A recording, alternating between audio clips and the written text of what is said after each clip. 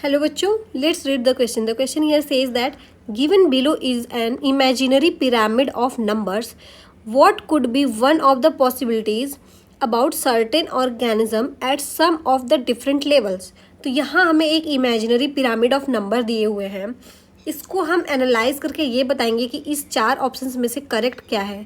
ए है level PC. PC का मतलब होता है primary consumer. PC is primary consumer.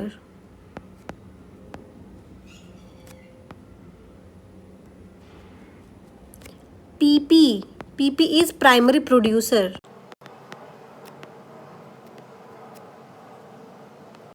And SC means secondary consumer. Option A में लिखा है कि लेवल पीसी मतलब प्राइमरी कंज्यूमर जो है वो रैट है and level SC is cat. B में है level PC is insect and level SC is small insectivorous birds. C में है level PP is phytoplanktons in sea and whale on top level TC. D में है level 1 PP is peepal tree and level SC is sheep. तो अब देख लेते हैं इस की कॉन्सेप्ट क्या यहाँ पे यूज़ हुआ है. की कॉन्सेप्ट जो यूज़ हुआ है वो है पिरामिड ऑफ नंबर. तो पिरामिड ऑफ नंबर क्या है, अगर इसके डेफिनेशन की बात करें तो pyramid of number is a diagram that shows the relative number of organism at each level of A food chain in an ecosystem. तो अब हम एक एक ऑप्शन को अगर एनालाइज करते हैं तो हमें पता चलता है कि जैसे कि अगर ये जो इमेजिनरी हमारे पिरामिड ऑफ नंबर दिया है इसमें प्राइमरी प्रोड्यूसर सबसे कम है 10 ही हैं. प्राइमरी कंज्यूमर बहुत ज़्यादा है, फिर उसके बाद सेकेंडरी कम होते जा रहे हैं और टॉप भी कम है. तो सबसे पहले एनालाइज करते हैं ऑप्शन ए को. तो ए है लेवल पीसी. पीसी मतलब प्राइमरी कंज्यूमर को रैट बोला है और सेकेंडरी कंज्यूमर को कैट बोला है. ये पीसी बोला है और इसको एससी बोला है. तो अगर प्राइमरी कंज्यूमर हमारा बहुत ज़्यादा है मतलब रैट बहुत ज़्यादा है और जो कैट है वो कम है तो ये तो रिलेटिव एक दूसरे का ये तो करेक्ट है, लेकिन जो प्राइमरी प्रोड्यूसर है वो बहुत ज़्यादा कम है जो कि इस कंडीशन को फुलफिल नहीं करता, इसलिए हमारा ऑप्शन ए रॉन्ग होता है. अब बी की बात करें तो बी में है लेवल पीसी. पीसी को बोला है इंसेक्ट है और एससी बोला है स्मॉल इंसेक्टिवोरस बर्ड्स हैं.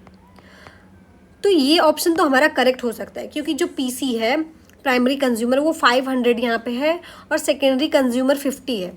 तो जो ऐसा बहुत सारे इकोसिस्टम में ऐसा होता है कि जो इंसेक्ट्स हैं वो तो बहुत ज़्यादा तेज़ी से डिवाइड करते हैं, उसमें डिवीज़न फास्ट होता है, तो इंसेक्ट की हमें नंबर बहुत ज़्यादा पाई जाती है. और जो उस पर डिपेंडेंट बर्ड है उसको फीड करने वाले बर्ड जो हैं वो कम नंबर में पाए जाते हैं. तो ये ऑप्शन हमारा बिल्कुल करेक्ट होता है.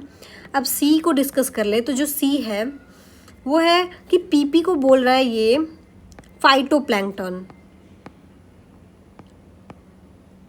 फाइटोप्लैंक्टन क्या होते हैं, जो सी है एक्वेटिक इकोसिस्टम होता है उसमें जो छोटे छोटे प्लांट्स होते हैं उसको फाइटोप्लैंक्टन बोलते हैं, लेकिन जो फाइटोप्लैंक्टन होते हैं वो बहुत ज़्यादा नंबर में होते हैं. तो इस तरह से ये ऑप्शन भी हमारा रॉन्ग होगा क्योंकि यहाँ पे पीपी को बहुत ही कम नंबर में दिखाया गया है. अब ऑप्शन की बात करें डी की. डी में बोला है पीपी हमारा है पीपल ट्री. पीपल ट्री कम नंबर में होते हैं ये तो सही है, लेकिन जो एससी है वो सीप बोला है.